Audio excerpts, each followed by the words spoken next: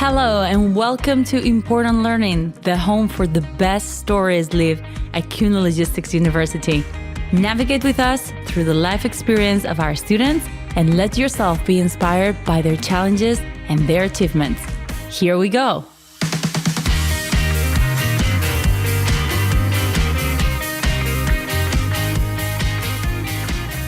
Third place at the European Junior Swimming Championship, German record holder of the 4x200 meters freestyle relay and 7 times German champion in several categories of national swimming competitions, including 4 times with the relay. I don't get to sit every day with a person who has such track record on his back. But funny enough, for several years, who did sit by his side were our master students at KLU. We have today with us pro swimmer and former KLU master student, Max Nowosad. Hi, Max. Welcome Hi. to Important Learning. So nice to be here. Thank you for being here with us. Not only an amazing athlete, but also an A-class student. And for what I know from other fellow students, also a wonderful friend. Max is an authentic example of thorough discipline, concentration, hard work, and self-improvement. During his academic life, he has managed to combine his studies with his passion for swimming, achieving great success and getting to belong to the Olympic Association in Germany. Let's start from the beginning. How did your passion for swimming start? How did it transition from being just a hobby to more than a hobby? Well, I always loved water. Started swimming when I was 2 years old. And I think it looked terrible because it looked more like drowning than swimming. But my mother always took me to the pool because I wanted to. She didn't enjoy it that much, but she did it for me. And at the age of 4, I really wanted to go to the swimming club and join the swimming club. So I did, and starting with like 1 or 2 times a week until I became older. And at the age of 10 or 11, I said, okay, I want to get to the next level, like 3 or 4 times a week. And at that point in time, I had a tough time with my father because he used to be a competitive swimmer and he had some bad experiences. Mm-hmm. So he did want me to make sports, but not swimming. So that was rather hard for him. But in the end, my mother and I could convince him. So we started swimming, like improving the training sessions. And when I joined an athlete's school when I was 13, that was the point where I really stood up and had like 8-9 times a week training. So that was the point when competitive swimming really started for me. Wow, amazing. That was maybe not swimming. You have something else that you could do. And I mean, sport career as yours definitely requires a lot of time and sacrifices. We know that. KLU knows that too. And that's why at KLU, for example, we have scholarships and awards that are especially designed for pro athletes. You got one of these awards. But apart from the award of the tuition, what else did you find that KLU supported you with while you were studying and combining it with your sports? I was really lucky to be here. I joined KLU in 2018 and got a scholarship. And besides, I had a sports coordinator with Johannes by my side. We always planned my study plan at the beginning of the quarter. So we had a look at which lectures I take, which lectures I even could be attending, which ones I should do from home, because I was swimming twice a day, always in the morning and in the afternoon, and had lectures in between. So I tried to be at KLU as much as I could, but it wasn't possible to be there all the time. So Johannes and I tried to optimize my study plans, and then I talked to the professor at the beginning of a quarter, told them how much I can attend, and they were really supportive all the time, really.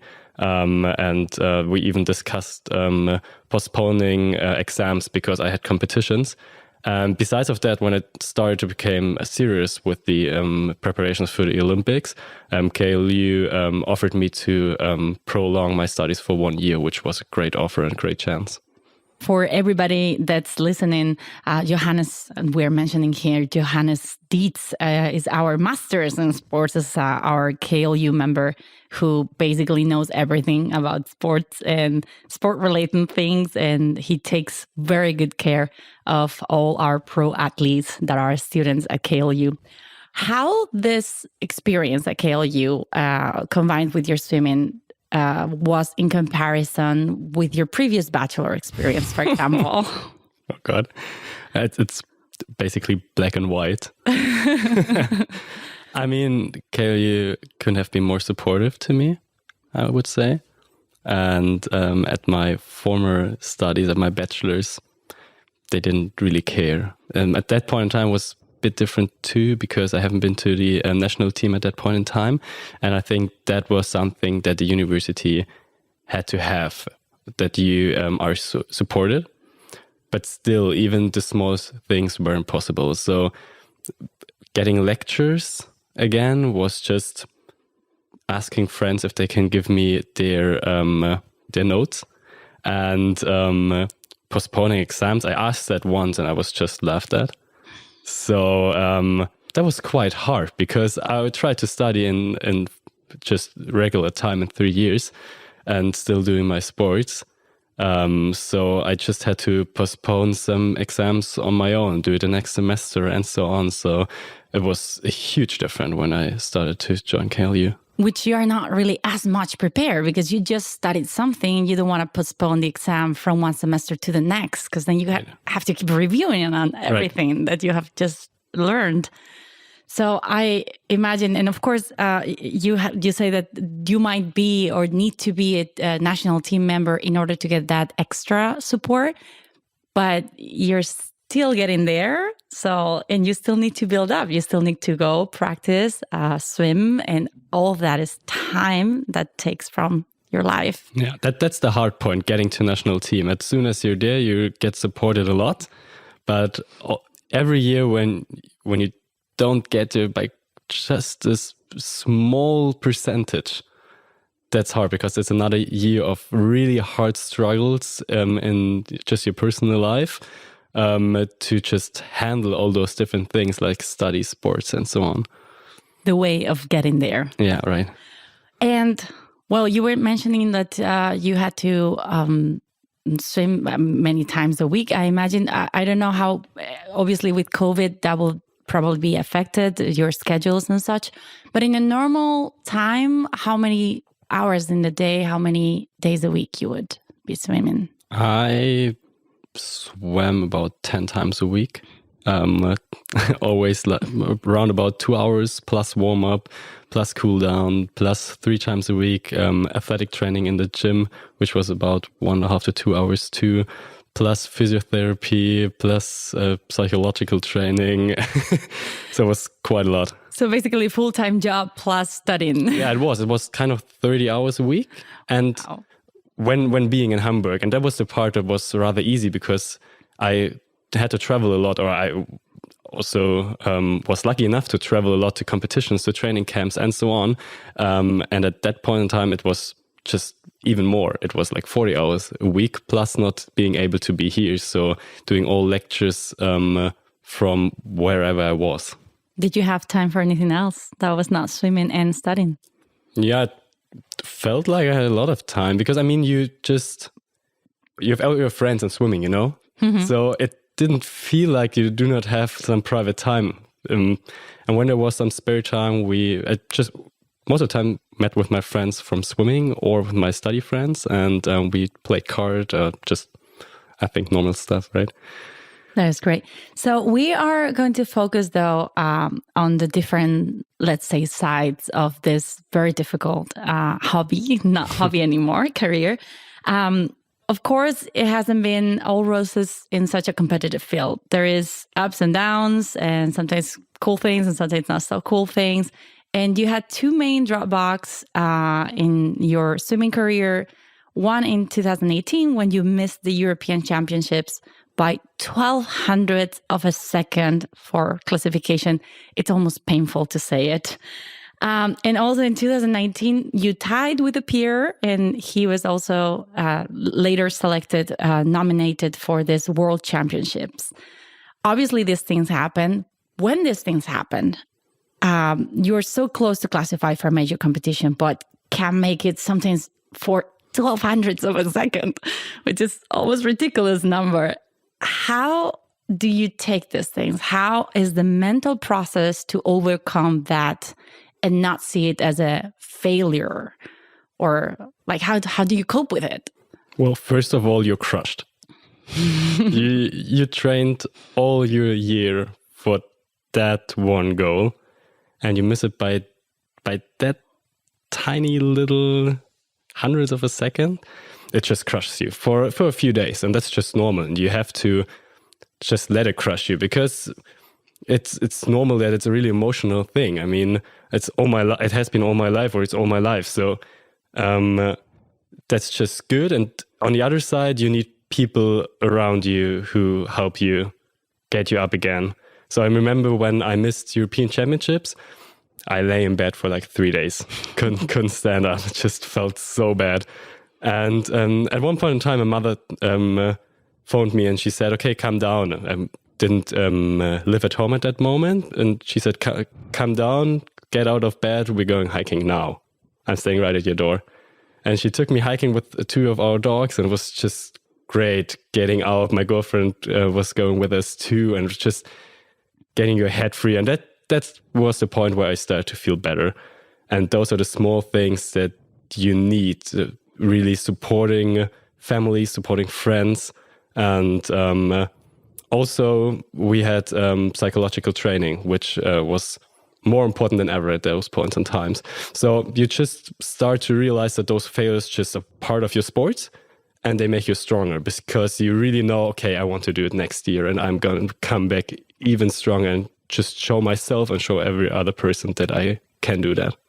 And even a lesson of life, like it happens in sports, but it happens really in any point in your life, in different facets and different phases of your life. And it is necessary to just like say, okay, this happened. Of course, let it sink, let it be emotional, but then I can do this. I can do this. I'm just going to go over it, and here's my next goal. Right. And I think that's something that sports teaches you really well, because you have failures and successes all the time. Of course, there are those main drawbacks, those big drawbacks that are harder to get. But there's so many small failures. Like every week when you had a back practice, you just feel bad after it and you have to get up in the morning and the next day and get to training again and make it better. That's how sport works. And that's what makes you a good athlete or a really great athlete, I think. And talking precisely about this psychological part, let's say, of the sports, you at some point decided to stop your preparation for the Tokyo Olympics for your personal reasons. We're not going to enter into that. But we also were very impacted in the last Olympics, seeing gymnastics such as athlete Simone Biles, who stepped back in the middle of the championship to focus on her mental health. And she was missing some of the competitions that she was an absolute favorite for. My question here is, in your opinion, because you are very much into this world, how is the level of that mental load, that mental stress that athletes in high level are subject to? Oh, it's really high, because there's a lot of stress all the time, and also builds up getting to your main competition in the season. And there's so much pressure that most of the athletes put on themselves, because they sacrifice all their life for those few moments. I mean, my main event was 200 freestyle, was less than 2 minutes, and it was 30 hours a week for a whole year for less than 2 minutes. So of course that builds pressure. But also those moments where the pressure's released, where you feel success or even failure, it's just feeling great, because you know you worked so hard for that, and you really live by those moments when pressure is high also. Do you really feel that there's more pressure from your close surroundings, let's say your family, friends, your coaches, or is there more pressure from people that might not know you that well. Like you're in the scope of, I don't know, media or the bigger competitions or, I don't know, the Federation of Swimming. Who do you think really brings pressure onto you as an athlete? I think it depends. If you're Simone Biles, it will be the world. The world puts pressure on you. You're the queen in your sports, and everybody expects you to get more gold medals, to be more successful, and so on. I can't even imagine the pressure she was going through. And going down a few levels, if you're not going to be an Olympic champion, I think it's mostly yourself that puts pressure on yourself because you just want to be successful. That's why you do it. Mm-hmm. We are talking about struggles, but I also want to focus on joy because, of course, you guys would not be doing all of these sacrifices for nothing. So what is the biggest joy that swimming has brought to your life? Oh, that's easy. It's the friends that you meet. So easy because you all have your same passion. You all share so much time together at the pool deck, at competitions, at training camps, and so on. And it's a bond that you build up that can't be destroyed within life. So I have so many close friends, and I met so many other good people just around the world. Made friends with people whom I wouldn't have met otherwise, and that was just great, really. I'm gonna keep that because it's beautiful. I thought that you were going to say like, oh, this competition I won, I was very happy. But at the end of the day, it's all about people. That is wonderful. It's beautiful. Yeah, of course, it's also the successes. But in 20 years, nobody will care if you were second, third, or even fourth at a competition. But those friends that you made, they will stay. They'll be with you for the rest of your life, probably. Right. Well, Max, now, since it's clear that you like challenges, get ready now. Because it's time for the rapid fire questions. And for this fast speed quiz, we have one more time our fast speed thinker, Laura Wallini. Laura, what you got? Hi, Patricia. Yes. We're going to see if Max is as fast thinking about his KLU experience as he is in the water. Max, this is a really simple game. Quick questions, 1 second to respond each, and just say the first thing that comes to your mind. Ready? Okay, let's go. Breakout room or silence room? Breakout rooms. Summer or winter in the Hafen? Summer. What was your favorite semester at KLU? At first. Beer or wine? Beer. What was your favorite KLU party? That's too hard to answer that fast. Okay, let's go. You got fast swimming. I think you can answer me that. I think Oscar night. Define your KLU graduation in 3 words. Let's go. Oh, wow. That's so hard. You can do it. I think I'm faster in the water than with that. Ending one of my best, which is one word, experiences. Perfect. And the favorite memory of KLU? Johannes. Great. Thank you so much, Max. And I can also agree, Oscar night was also one of my favorite KLU parties. And I hope many people that come to KLU study here get the chance to be part of the Oscar party. Patricia, back to you. Thank you so much, Laura. This is always so difficult and so fast. Oh, yeah.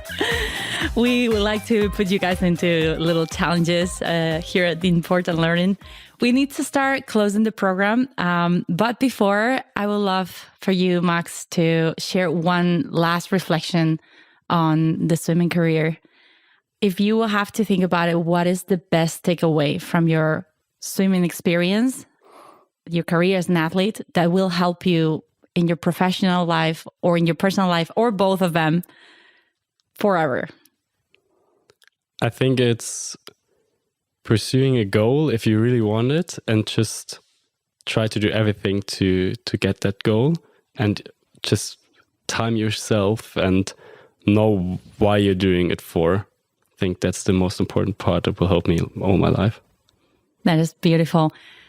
Focusing on what's the goal, focusing on why you're doing something for. At the end of the day, it's all about that. Right. And it's all about people, as we said before. Right. But thank you so much. That was Max Nowosad, swimmer, former student at KLU and an incredible person as we have met today. Thank you so much that I had the chance to be here. Thank you. And with this, we say goodbye today. We'll hear more amazing stories in our next episode of Important Learning, KLU Stories. Until then, receive a warm greeting from who has been on this side of the waves, Christopher Estegar in the technical side, Laura Bolini in the production and on the mic, and I'm Patricia Vendala. Take care and keep your crane moving. Cheers! Bye!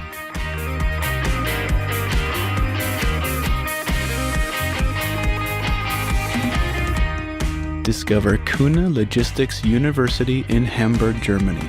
Learn more about their offered business and supply chain management study programs at the-klu.org.